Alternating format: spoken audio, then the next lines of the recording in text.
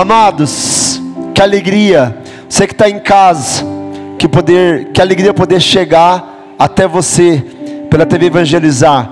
Amados, eu quero trazer uma palavra hoje ao teu coração que possa impactar a tua vida e mudar a tua história. Quem crê, diga amém. Amém. É madrugada, se a gente não incendiar esse auditório, e se a chama do Espírito que já habita este lugar não chegar quem está em casa, o pessoal vai dormir no sofá. Vamos incendiar? Pode ser sim ou não? Sim. Então uma salva de palmas ao Espírito Santo de Deus que já habita este lugar. Aleluia. Amados, repita comigo: fé é a firme convicção daquilo que não se vê. É a certeza das coisas que se esperam.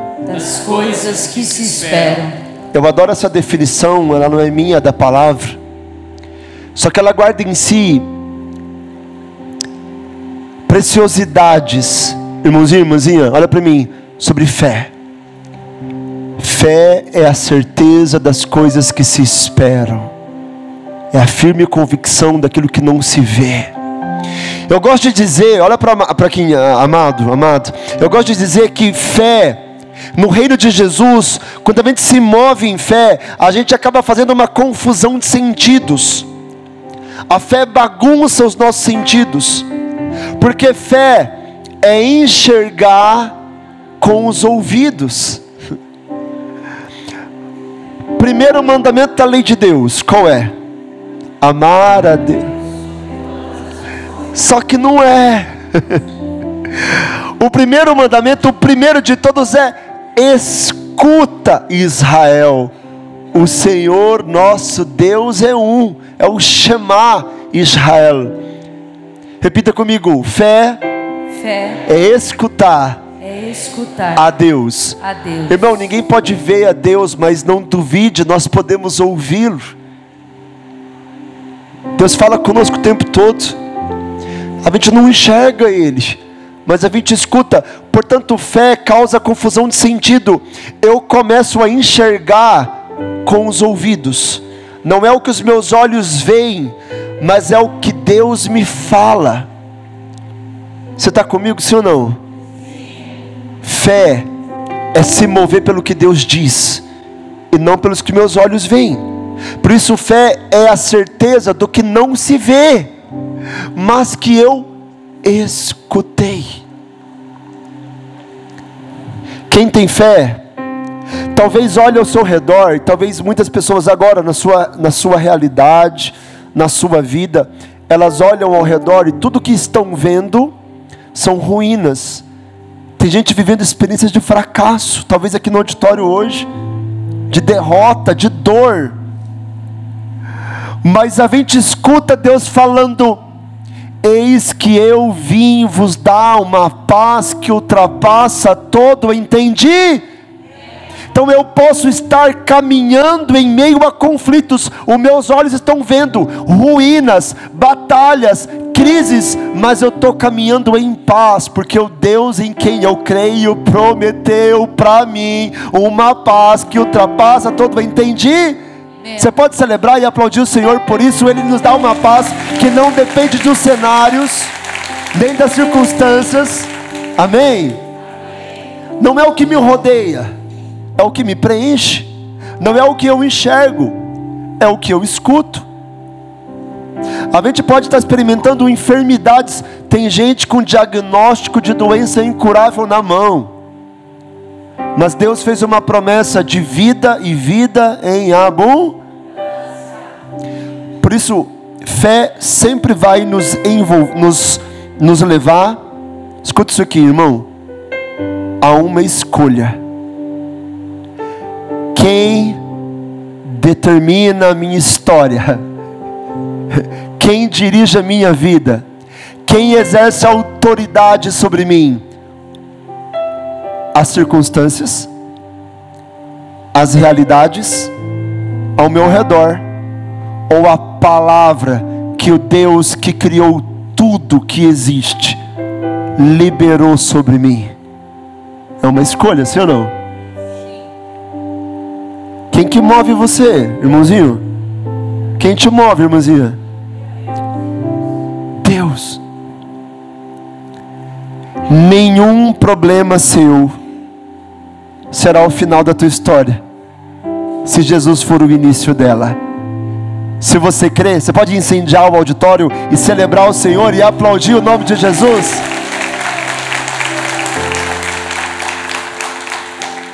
Todos os grandes heróis da fé, assim eu chamo os grandes homens e mulheres da palavra, da Bíblia, se moveram não por visão, mas pelo que escutaram de Deus. Eu quero convidar você a abrir a sua Bíblia. Quem trouxe, você em casa, está aí no sofá com a sua Bíblia na mão, no Evangelho de São Mateus, do capítulo de número 14, a partir do verso de número 22. Mateus 14, 22. Enquanto você acha, repita assim comigo: Senhor, aumenta a minha fé, mas acima de tudo, me faz ser impactado por ela. Irmão, Jesus era um homem que se movia em fé, e a fé nos faz enxergar tudo conforme o que Deus falou. É aquilo que Deus proclama que influencia como eu vejo. E Jesus havia escolhido 12 discípulos. Eu adoro falar dos discípulos de Jesus, porque a gente olha para eles eram tão humanos. Irmão, a Bíblia é tão maravilhosa que ela não esconde os defeitos dos nossos heróis. Não é que nem filme da Marvel, que os super-heróis são todos perfeitos, não têm falhas e nunca erram. Na Bíblia, os defeitos deles estão todos expostos aqui, sim ou não? A gente fala dos 12 discípulos, meu Deus, covardes, egoístas, violentos, gananciosos, sim ou não? Quem é que nunca se perguntou por que Jesus escolheu esses 12 e não outros? Eu tenho a resposta, olha para mim. Jesus escolheu 12 imperfeitos porque não há outro tipo de gente para Ele chamar, amém? Amém. Só existe gente imperfeita no mundo, sim ou não? Uns mais, outros menos, mas só tem gente imperfeita. Jesus chamou os 12, mas não chamou pelo que eles eram, mas os chamou pelo que eles podiam ser. Olha para mim aqui, irmãozinho, deixa eu dizer algo para você. Pega essa chave aqui e impacta a sua história com ela. Deus, quando olha para nós, não enxerga quem nós somos. Deus, quando olha para você e quando olha para mim, enxerga quem a gente pode ser. O olhar de Deus é um olhar de fé, portanto é um olhar de esperança. Ele lança sobre nós um olhar e enxerga em cada defeito nosso uma possibilidade. Fé é olhar para cada circunstância, cada realidade, cada desafio, cada aprovação com um olhar de esperança. Eu não olho o que é, mas o que pode ser com Deus. Porque com Deus, irmão, ei, amado, com Deus tudo é. E eu não sei se você sabe grego e hebraico, mas você sabe o que quer dizer a palavra tudo em hebraico, em grego? Sabe? Diga, não sei, padre. Eu já sabia que vocês não sabiam. Tudo significa tudo. Amém? Tudo é possível para Deus. Amém? Tudo é tudo. Pode celebrar. Aleluia. Repita comigo: os 12 discípulos eram covardes, medrosos. Só que, vem cá, amados, ele precisava de 12 covardes ou 12 corajosos?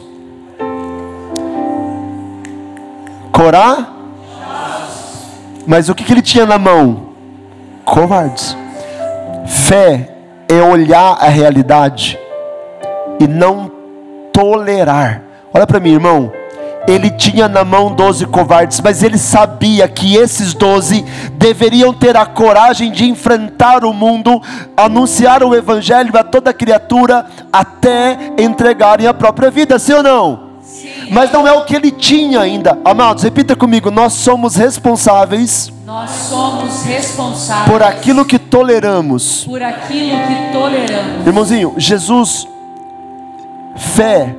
nos ensina pela fé a não tolerar aquilo que não se parece com o que Deus prometeu.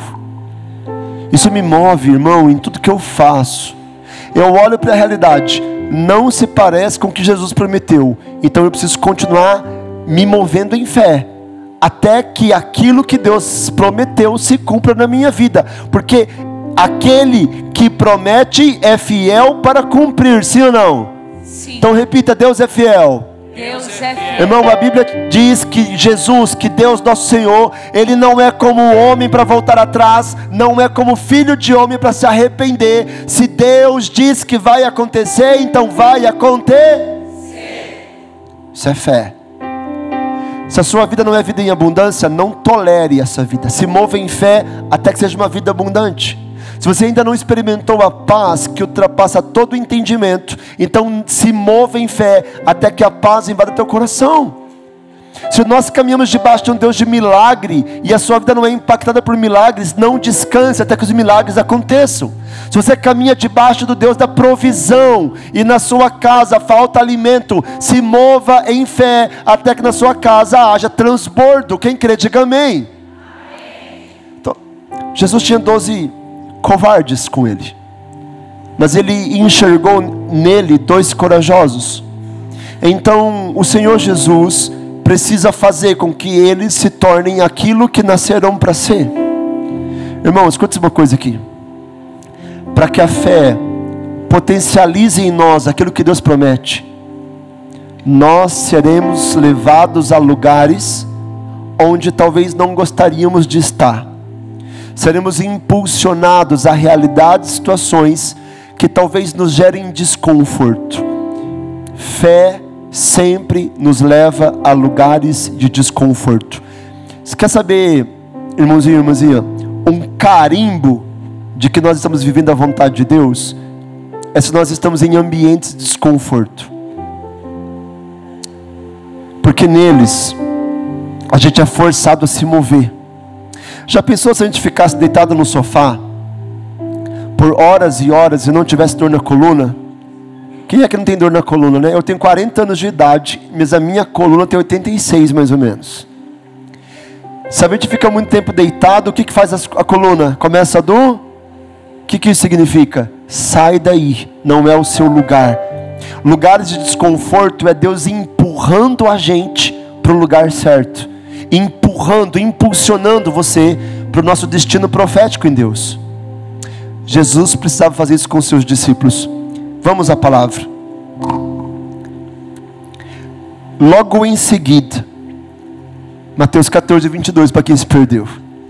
Logo em seguida, Jesus mandou os discípulos entrarem no barco e irem à sua frente para outra margem, enquanto ele despediria as multidões. Irmão, na minha palavra o verbo é mandou. Tem traduções que dizem ordenou, outras impeliu, deu uma ordem. Não importa a tradução, mandou, impeliu, ordenou, obrigou, são sinônimos. Quando é que a gente obriga alguém a fazer alguma coisa? Quando a pessoa não quer fazer, sim ou não? Me ajudem a pregar. Quando a gente obriga, é porque a pessoa não quer fazer. Por que eles não querem ir para o barco? Se você voltar algumas páginas na sua palavra, você vai ver que alguns dias atrás, Jesus tinha ido para o barco com os discípulos. E ele havia dito: vamos até o outro lado da margem do lago de Genezaré. Irmão, repita comigo. Jesus falou que iam até o outro lado. Olha a importância de entender e ouvir a palavra. Ele disse que ia até o outro lado. Se ele disse que vai, é por quê? Vai, sim ou não? Sim. Ele é fiel. Só que Jesus estava no barco com os discípulos, o barco no meio do mar. O que começou a acontecer? Repita: tempestade. Vento forte. Só que enquanto tudo isso acontecia, Jesus, olha, escuta isso aqui, irmãozinho, olha o que é fé. Acho maravilhoso como Jesus se movia pela promessa e não pela circunstância. Era movido pela palavra da fé e não pela realidade que o circundava. Jesus dorme em meio à tempestade, mas ele passa a noite toda acordada em um jardim. Não importa a situação. Jesus não é movido pelo que lhe acontece, mas pela fé. Dorme em tempestades, porque ele sabe: eu vou chegar do outro lado. Não importa quão forte a tempestade se apresente, nós vamos chegar do outro lado. Ele dormindo no barco, o barco afundando, mar revolto, chuva forte, vento contrário. Os discípulos se desesperam, acordam o nosso Senhor e dizem: Senhor, salva-nos, estamos perecendo. Jesus se levanta e diz: homens fracos na fé, por que duvidaste? Ele levanta a sua mão e diz: vento, mar, acalmem-se. E o que acontece, irmão? Eles se acalmam, porque ele tem autoridade sobre tudo e sobre todos. O mar se acalma. E ele diz: homens fracos na fé, por que duvidastes? Talvez ele teria acrescentado: eu disse que a gente vai chegar no outro lado. Se eu disse vai, não importa a força da tempestade que se levante contra. Se eu disse que vai chegar, vai chegar. Os mesmos discípulos que quase morreram afogados com Jesus, agora era para ir para o barco sem ele. Imagina a cena, Jesus falando: viu, discípulos, vão lá para o barco, que eu vou despedir as multidões. Vamos não, Jesus. Não, vão para o barco lá. Jesus, está tão bom aqui na terra. Oh, coisa boa ficar na terra. Vamos ficar aqui mesmo, para o barco. Não, vamos ficar aqui, para o barco. Não, vamos ficar aqui, para o barco. Aí que nem mãe quando está brava, começa a falar em sílaba, sim ou não? Pro barco. Por que eles não queriam ir? Por que eles não queriam ir? Com Jesus no barco, quase morreram afogados, sim ou não? Imagina o diálogo: Jesus, se contigo no barco quase morremos, imagina sem tigo, vamos não? Pro barco. Eles foram. Olha a história. Depois de despedir as multidões, Jesus subiu a montanha para orar a sós. Anoiteceu, e Jesus continuava lá sozinho.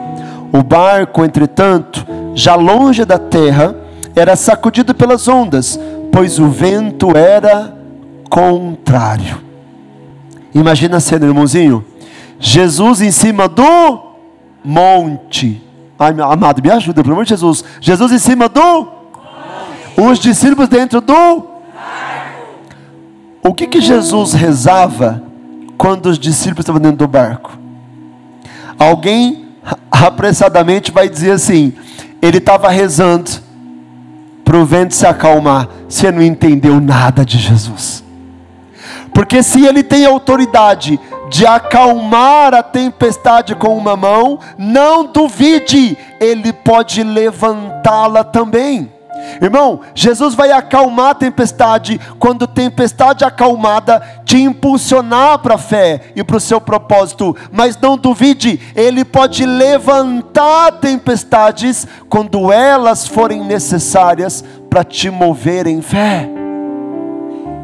Do que os discípulos tinham medo? Repita: mar. Noite escura. Tempestade. Vento contrário. E para onde Jesus impulsiona eles? Para tudo aquilo que eles têm medo. A Bíblia diz 365 vezes: não tenhais medo. Uma vez para cada dia do ano. O contrário de fé não é incredulidade. O contrário de fé é medo. Quem tem fé não tem medo. Só que se engana quem pensa que coragem é a ausência de medo. Coragem é ir apesar do medo. Eu não temo. Irmão, fé não é garantia de vida sem tempestades. Fé não é garantia de vida sem problemas. Fé não é garantia de vida sem provação. Mas fé garante que eu posso permanecer de pé em meio a todas elas. Quem crê, diga amém. Amém. Ou não é isso que diz o Salmo? Pode aplaudir o Senhor, pode celebrar. Ei! Não é isso que diz o Salmo? Ainda que eu passe pelo vale da morte, ainda que eu caminhe pelo vale das sombras, nenhum mal eu temerei. O Senhor está comigo e nada pode me acontecer. Podem 10.000 cair à minha direita, 5.000 à minha esquerda, nenhum mal me atingirá, porque o Senhor está comigo, o seu cajado me sustenta. Quem crê, diga amém. Amém. Irmão, fé é passar pelo vale da morte, é caminhar pelo vale da sombra, é enfrentar a tempestade, mas permanecer de pé em meio a elas. Então Jesus estava em cima do monte dizendo: Pai, envia vento contrário. Sim ou não? Sim. Ele pode acalmar a tempestade quando tempestades acalmadas forem bênção, mas Ele pode levantá-las quando elas também forem bênção.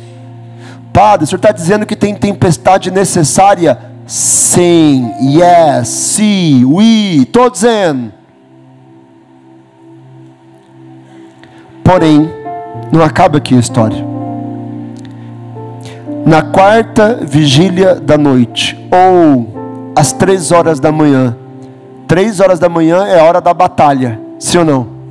Hora das trevas, é o meio da noite. E o que significa ser o meio da noite? É um horário teológico. É um horário onde estamos muito longe do início da tarde, muito longe do começo da manhã. Também poderíamos dizer que o caminho do meio, o meio do caminho, é tão longe do começo e tão longe do final, não dá para voltar, tenho medo de avançar. Significa que repita, a hora do desespero. A hora do desespero. 3 da manhã, a hora do pânico, do desespero, do medo total. Irmão, não importa. Se Jesus colocar você em meio a tempestades, não duvide, amado. Na hora do seu maior desespero, olha o que vai acontecer. Jesus foi até os discípulos andando sobre o mar. Irmão, estava vento contrário, sim ou não? Sim. Tempestade, sim ou não? Sim. Noite escura, sim ou não? Sim. Mas Jesus caminhava sobre tudo isso. Ele tem autoridade sobre tudo aquilo que me coloca medo. Ele governa sobre tudo aquilo que está me rodeando, impactando a minha história. Ele veio literalmente tirando onda. Mas quando os discípulos o viram andando sobre o mar, ficaram apavorados e disseram: é um fantasma, e gritaram de medo. Jesus, porém, logo lhes falou: coragem, sou eu, não tenhais. Acho maravilhoso isso aqui. Irmãozinho, olha aqui para mim, estamos terminando. Deixa eu dizer algo direto ao teu coração, pode ser sim ou não? Sim. Entenda definitivamente o que é fé. Ele veio caminhando sobre o mar, amém? Ele pode. A pergunta é: o que os discípulos não tinham? Repita, coragem. Coragem. O que ele disse para eles terem? Coragem. O que eles tinham? Repita, medo. Medo. O que ele manda que eles não tenham? Medo. Medo. Só que o medo e a falta de coragem eram resultado do vento contrário, da tempestade, das ondas revoltas e da noite escura. Só que quando ele vem em 3 da manhã, olha para mim aqui, irmãozinho, continua ventando, continua a tempestade, continua a noite escura, continua tudo do mesmo jeito. Porque o medo não vai embora, porque o cenário mudou. A coragem não vai nascer porque as circunstâncias são outras. Não, o medo vai embora e a coragem surgirá quando Jesus vem ao meu encontro em meio a tudo isso. A tempestade é a mesma, mas eu sei que o meu Deus e Senhor Jesus Cristo caminha ao meu lado em meio a elas. Você pode celebrar e aplaudir o Senhor por isso.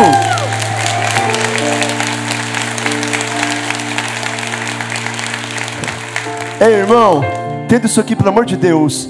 Fé é mesmo em meio à tempestade, mesmo em meio a ondas revoltas, mesmo com o vento contrário, se eu sei que Ele está ao meu lado, repita: eu não tenho medo. Eu não tenho medo. Agora, irmãozinho, eu comecei dizendo que fé é a certeza do que não se, a firme convicção daquilo que se espera. Olha aqui para mim, irmãozinho. Jesus fez uma promessa para nós: eis que eu estarei convosco todos os dias, até o fim dos tempos.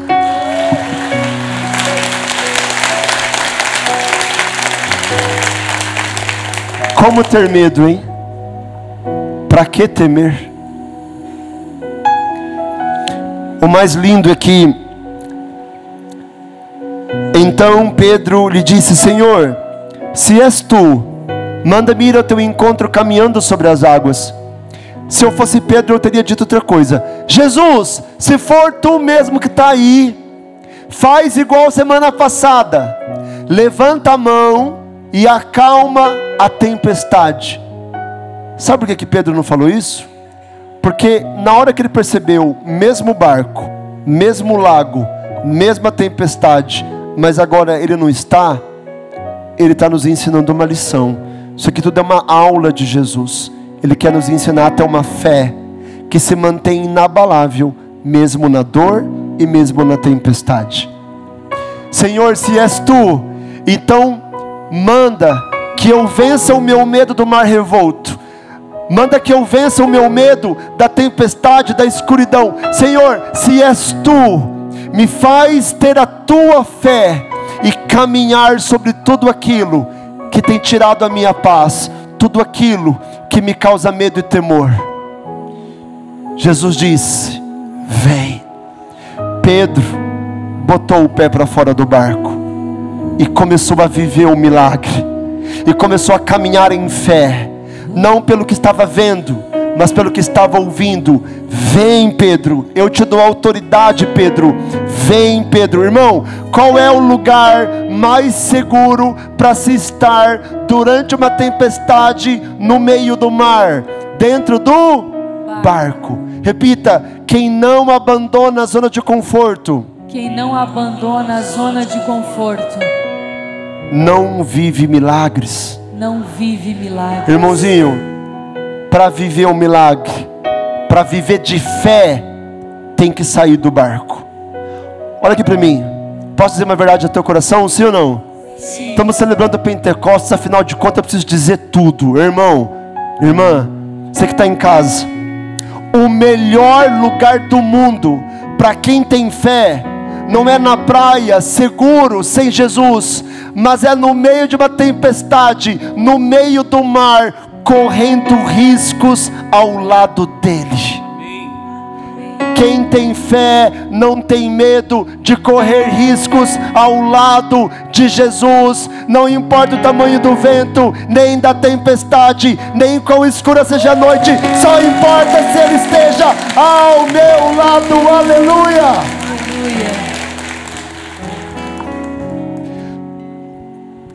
Só que Pedro, por um momento, esqueceu que fé é se mover pelo que ouve, não pelo que vê. Virou o olhar de Jesus e começou a prestar atenção na tempestade. E olha para mim. Fé é foco. Repita isso. Fé é foco. Irmãozinho, todas as vezes que você tira o foco de Jesus, que você esquece a promessa, que você esquece a palavra, e você começa a prestar mais atenção no problema, na dificuldade, na provação, na enfermidade, não duvide, tu começa a afundar. Pedro tirou os olhos de Jesus, se esqueceu que a palavra dele carrega o milagre. Pedro começou a afundar. Então ele diz: Senhor, salva-me. O mais lindo de tudo, eu acho maravilhoso o evangelho por causa desses detalhes. O evangelho diz que Jesus apenas esticou a mão. Olha aqui para mim, irmão. Olha a distância que você está de Jesus quando você começa a afundar, ó. De um braço. Jesus só estendeu a mão e pegou Pedro pela mão, sim ou não? E disse de novo: homem fraco na fé, por que duvidaste? Se eu disse que dá, se eu disse que vai acontecer, é porque vai acontecer. Voltaram para o barco. Olha que maravilhoso. Assim que subiram no barco, o vento cessou, porque a aula acabou. Irmãozinho, olha para mim. Não duvide. Jesus colocará você em meio a tempestades para ativar e aumentar a sua fé. Você pode ficar de pé e celebrar o nosso Deus, e celebrar esse Deus que nos leva a lugares onde a nossa fé é a nossa única resposta. Ou você crê, ou você afunda, ou você crê, ou você volta, ou você crê, ou você não viverá um milagre. Aplauda o Senhor.